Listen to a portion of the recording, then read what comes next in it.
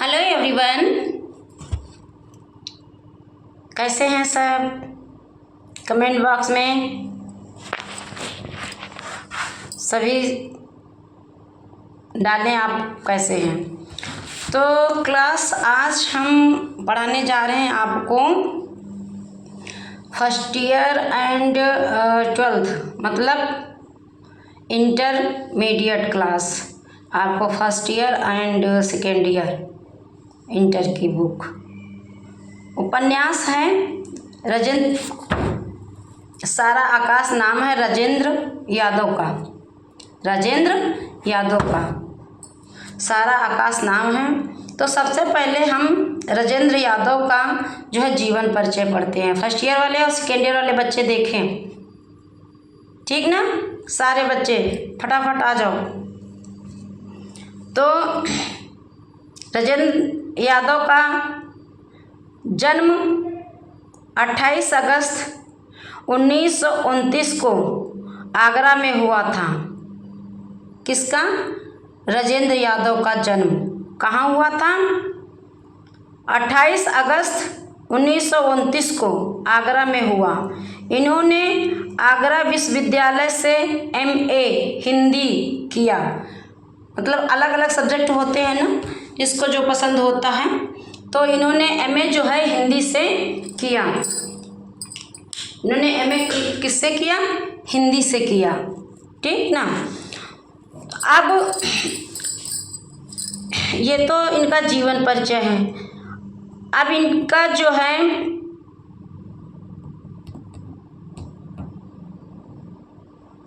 28 अक्टूबर 2013 को इनका निधन हो गया, राजेंद्र यादव जी का। देखो, कहानी अलग होती है, नाटक अलग होते हैं, उपन्यास अलग होते हैं और रेखाचित्र अलग होते हैं। तो ये उपन्यास है उनके जीवन के बारे में। उन्होंने अपने जीवन के बारे में लिखा है। राजेंद्र उनकी प्रकाशित पुस्तकें हैं देवताओं की मूर्तियां, खेल खिलौने, जहां लक्ष्मी कैद है, अभिमन्यु की आत्महत्या, छोटे छोटे ताजमहल, किनारे से किनारे तक टूटना, ढोल और अपने पार चौखटे तोड़ते त्रिकोण, वहां तक पहुंचने की दौड़, अनदेखे अनजाने पुल हासिल और अन्य कहानियाँ, श्रेष्ठ कहानियाँ, प्रतिनिधि कहानियाँ, कहानियाँ संग्रह, सारा आकाश, उमड़े हुए लोग सह और मात, 1 इंच मुस्कान, मन्नू भंडारी के साथ, एक लेखक है ना मन्नू भंडारी, मंत्र विद्ध और कुलटा उपन्यास, आवाज़ तेरी, कविता संग्रह, कहानी स्वरूप और संवेदना, प्रेमचंद्र की विरासत, 18 उपन्यास, कांटे की बात, 12 खंड, कहानी, अनुभव और अभिव्यक्ति, उपन्यास स्वरूप और संवेदना, समीक्षा, निबंध, विमर्श, वे देवता नहीं हैं, एक दुनिया, समांतर कथा, जगत की बागी मुस्लिम औरतें, वक्त है एक ब्रेक का, औरत, उत्तर कथा, पितृसत्ता के नए रूप, 25 बरस, 25 कहानियाँ, मुबारक पहला कदम, संपादन, औरों के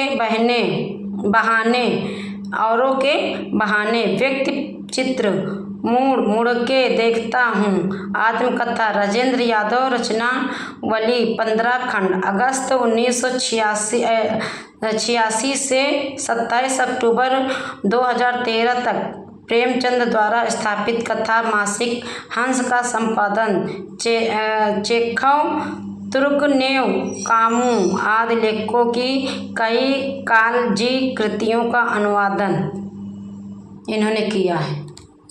अब हम पढ़ते हैं सांझ।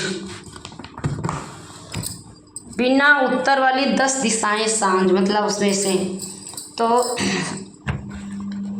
ये उपसर्ग बटे होते हैं, 1 उपसर्ग, 2 उपसर्ग, 3 उपसर्ग, 4 उपसर्ग, ऐसे करके। तो आज हम राजेंद्र जी का पहला उपसर्ग पढ़ेंगे।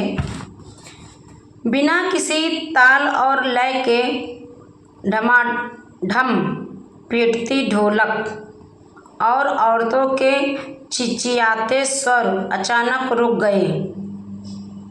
सुनाई पड़ा सभी को? फर्स्ट ईयर सेकेंड ईयर दोनों क्लास के बच्चे देखेंगे, कमेंट में यस जरूर लिखेंगे, जो भी नहीं समझ में आया वो भी लिखेंगे।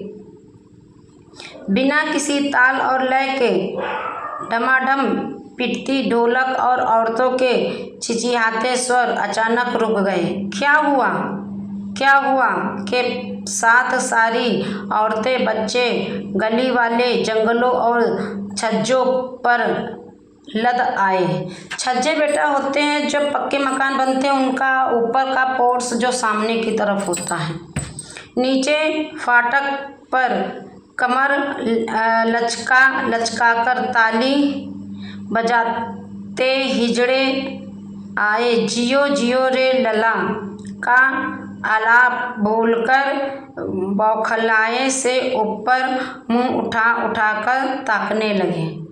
जो जहाँ से देख रहा था उसको देखने लगे। हिजड़े वो ना होते हैं जो शुभ कार्य के लिए, बच्चों का जन्म होता है, शादी होते हैं, उनको आशीर्वाद देने के लिए आते हैं। गली के पार ठीक हमारे घर के सामने वाले सावल की बहू मिट्टी का तेल छिड़कर कोठरी में जल भरी थी। लेखक कह रहे हैं कि हमारे सामने के घर में जो सावल नाम का कोई व्यक्ति था, उसकी बहू मिट्टी के तेल से जल गई थी। कोठरी में जल मरी थी। धुएं के बगुले देखकर लोग भागे, लेकिन किवाड़ तोड़ते तोड़ते तो उसके प्राण पखेरु उड़ चुके थे। किवाड़ मतलब दरवाज़ा, जो पल्ले होते हैं उनको तोड़ने के लिए गांव वाले जब कोशिश किए तब तक वो मर चुकी थी। हाय, ऐसी शुभ घड़ी में यह सब क्या हुआ? जाने किस अनिष्ट की आशंका से सबके दिल धड़क उठे। ऐसी चीख पुकार भाग दौड़ मच गई थी जैसे कहीं भूचाल आ गया हो। मतलब ऐसी आवाज़, ऐसी चिल्लाहटें मची थी कि जैसे गांव में भूचाल आ गया हो। लाख अपने को विश्वास दिलाता था, लाख नाम का ये व्यक्ति था, लेकिन उसके विश्वास ही नहीं होता कि आज मेरी ही सुहाग रात है। उसकी सुहाग रात थी और उसी समय कोई औरत जल गई थी। सीलन भरी गंदी सकरी गली में, सीलन मतलब जब बारिश होती है तो दीवारें जो हैं सीज जाती हैं। औरतों के रोने चिल्लाने के स्वर पीछे छूटते सुनाई देते रहे। इस उथल पुथल में आंख बचाकर से भाग निकला था। पीछे से आने वाला स्वर किसी के विवाह के आनंद में गाने का स्वर है, या किसी के जल मरने पर रोने का। यह फक्र करना मेरे लिए मुश्किल हो गया था कि मैं रोने की आवाज़ सुन रहा हूँ या जो विवाह कार्यक्रम संपन्न होने जा रहा उसके मंगल गीत औरतें गा रही हैं। मैं समझ नहीं पा रहा था। फर्क करने की मुझे फुर्सत भी नहीं थी कि मैं क्या सोचूं। आज सारा संसार जान गया कि इस लड़के की सुहाग रात है। देश को साहसी और कर्मठ युवकों की ज़रूरत है का नारा देने वाला यह युवक भी अब चौपाया हो गया। कोई विश्वास करेगा कि जो आधी पानी में भी नहीं रुकता, वही समर आज 2 हफ्तों से शाखा नहीं गया। अपने ही साथियों से आंख चुराता घूम रहा है कि इस समय वह मेहमानों, दोस्तों, परिचित अपरिचितों सभी की उठती आँखों से बचता कतराता गली गलियों मंदिरों की ओर चल रहा था। वहीं तो एक जगह है जहाँ बैठकर कुछ क्षण शांति से इस इतने बड़े परिवर्तन पर सोचेगा। रात को देर से लौटेगा, तब तक यहाँ हल्ला गुल्ला भी शांत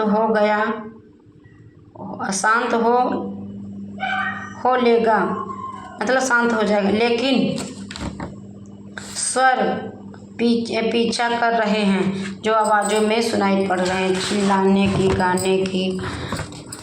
अरे लो लो, एक और पियो ठाकुर साहब, तुम्हारे दूसरे लड़के की शादी है और तुम ऐसे सुस्त हो। दोस्त बिहारी कहते एक पी लो थोड़ा सा। पर यार तुम्हारे ये समधी साहब कुछ क्यों? ठाकुर साहब, आप लोगों में भी बारात के लिए देसी का ही इंतजाम किया जाता है।